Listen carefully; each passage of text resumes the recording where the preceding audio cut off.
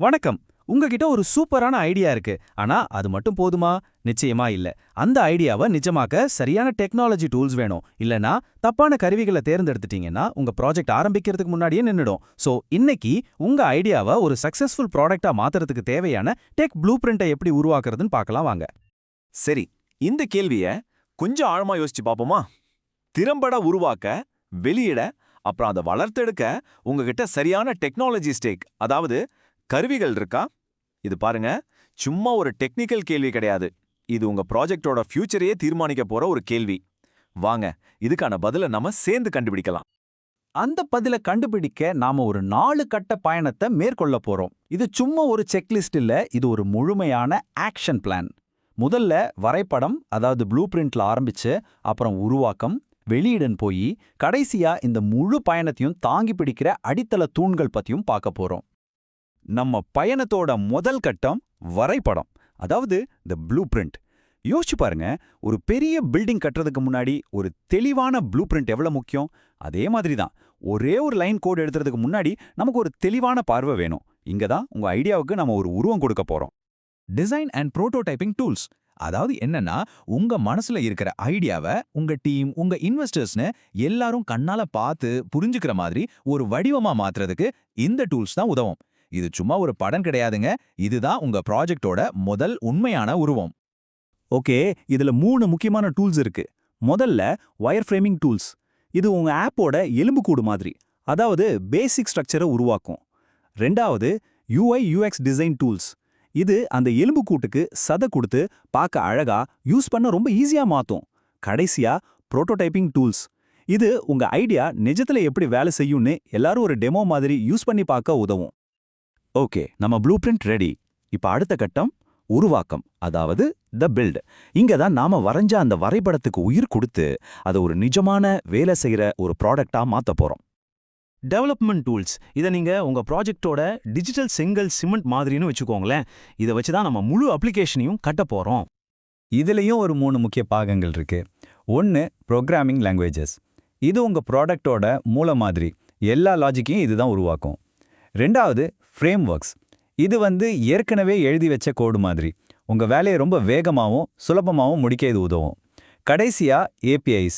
இது உங்க ஆப்பை கூகுள் மேப்ஸ் மாதிரியோ இல்ல பேமெண்ட் சிஸ்டம் மாதிரியோ மற்ற சர்வீசஸ் கூட கனெக்ட் பண்ண உதவுற ஒரு பாலம் மாதிரி. அடுத்தது இன்ஃப்ராஸ்ட்ரக்சர் அண்ட் ஹோஸ்டிங். சிம்பிளா சொல்லணும்னா இதுதான் உங்க ப்ராஜெக்ட் வாழ போற டிஜிட்டல் இடம். உங்க அப்ளிகேஷன் இங்க தான் ரன் ஆகும். இங்க தான் சில முக்கியமான முடிவுகளை எடுக்கணும். எந்த கிளவுட் ப்ரொவைடரை தேர்ந்தெடுக்க போறீங்க? AWS-ஆ, Azure-ஆ இல்ல GCP-யா? உங்க டேட்டாவை எங்க சேமிக்க போறீங்க? அதாவது டேட்டாபேஸ் என்ன? உங்க சர்வருக்கு எவ்வளவு பவர் தேவை? இந்த மாதிரி முடிவுகள் எல்லாம் உங்க ப்ராஜெக்டோட எதிர்கால வளர்ச்சியை தீர்மானிக்கும். சோ ரொம்ப முக்கியம். ஓகே, இப்ப நாம 3வது கட்டத்துக்கு வந்தாச்சு. வெளியீட்டு தளம், அதாவது த லான்ச் பேட். இங்க தான் உங்க ப்ராடக்ட்டை மக்கள் கிட்ட கொண்டு போறதுக்கு தயார் பண்ணி ஒரு வெற்றிகரமான லான்ச்சுக்கு தேவையான வேலைகளை செய்ய போறோம். Testing and analytics tools. இது எதுக்குன்னா உங்க ப்ராடக்டோட குவாலிட்டியை செக் பண்றதுக்கும் உங்க யூசர்ஸ் உண்மையிலே உங்க ஆப்பை எப்படி யூஸ் பண்றாங்கன்னு புரிஞ்சுக்கிறதுக்கும் தான். இது ஒரு ஃபீட்பேக் லூப் மாதிரி. இதுலயும் 3 வகை டூல்ஸ் இருக்கு. ஒன்னு QA அண்ட் டெஸ்டிங் பிளாட்ஃபார்ம்ஸ். இது உங்க ஆப்ல இருக்கிற பக்ஸ், அதாவது தவறுகளை கண்டுபிடிக்க உதவும். ரெண்டாவது அனலிட்டிக்ஸ் டூல்ஸ். இது உங்க யூசர்ஸ் என்ன பண்றாங்க, எங்க கிளிக் பண்றாங்கன்னு டேட்டா கொடுக்கும். மூணாவது கஸ்டமர் ஃபீட்பேக் டூல்ஸ். இது மூலமா யூசர்ஸ் கிட்ட இருந்தே நேரடியா கருத்துக்களை வாங்கி உங்க ப்ராடக்ட்டை இன்னும் சூப்பரா மாத்தலாம். Marketing and sales tools. நல்ல ப்ராடக்ட்டை செஞ்சா மட்டும் பத்தாது இல்லையா, அதை மக்கள்கிட்ட கொண்டு சேர்க்கணும். இதுதான் அதுக்கான மெகாஃபோன். உங்க ஆடியன்ஸை ரீச் பண்ணி யூசர் பேஸை வளர்க்க இந்த டூல்ஸ் ரொம்ப அவசியம். இதுல பாத்தீங்கன்னா CRM டூல்ஸ் இருக்கு. இது உங்க கஸ்டமர்ஸோட உறவை நிர்வகிக்க உதவும். அப்புறம் email marketing, social media management tools, இதெல்லாம் வச்சு உங்க ப்ராடக்டோட அருமையை உலகத்துக்கே எடுத்து சொல்லலாம். இப்ப நம்ம பயணத்தோட கடைசி பகுதிக்கு வந்தாச்சு. இதுதான் அடித்தள தூண்கள்.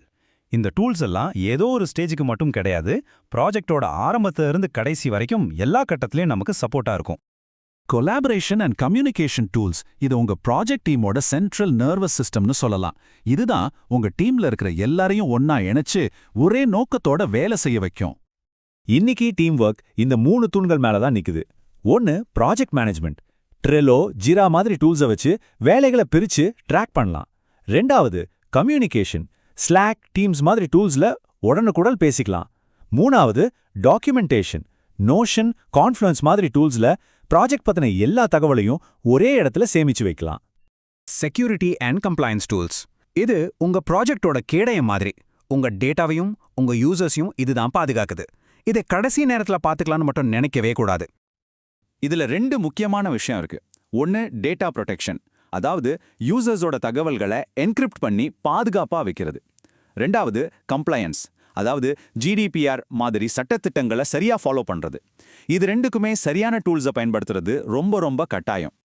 Budget and resource planning. பாருங்க, பட்ஜெட்னா சும்மா செலவு கணக்க பார்க்கறது மட்டும் இல்ல, இது ஒரு முக்கியமான ஸ்ட்ராட்டஜி. உங்க ப்ராஜெக்ட் எவ்வளவு தூரம் போகும், அதாவது உங்க ரன்வேயை தீர்மானிக்கிறதே இந்த நிதி முடிவுகள் தான். இங்க ஒரு பெரிய கேள்வி வரும். ஃப்ரீ வெர்ஷன்ஸ் யூஸ் பண்ணலாமா இல்ல காசு கொடுத்து பெய்ட் வெர்ஷன்ஸ் வாங்கலாமா? பாருங்க, ஃப்ரீ வெர்ஷன்ஸ்ல ஆரம்பத்துல செலவு கம்மி தான், ஆனா நிறைய கட்டுப்பாடுகள் இருக்கும், வளர முடியாது. பெய்ட் வெர்ஷன்ஸ்ல செலவு அதிகம், ஆனா எல்லா வசதிகளும் கிடைக்கும், சப்போர்ட் கிடைக்கும், உங்க ப்ராஜெக்டை எவ்வளவு வேணும்னாலும் வளர்க்கலாம். இது உங்க ப்ராஜெக்டோட தேவையை பொறுத்த முடிவு. ஆக கடைசியா நாம ஆரம்பிச்ச அதே கேள்விய மறுபடியும் உங்க முன்னாடி வைக்கிறேன். திறம்பட உருவாக்க, வெளியிட, அப்புறம் உங்க ப்ராஜெக்டை வளர்த்தெடுக்க உங்ககிட்ட சரியான டூல்ஸ் இருக்கா? இந்த ஃப்ரேம்வொர்க்கை வச்சு உங்க சொந்த ப்ராஜெக்டை ஒரு முறை அலசி பாருங்க. சரியான கருவிகளோடு உங்க பயணம் வெற்றியடைய என் வாழ்த்துக்கள்.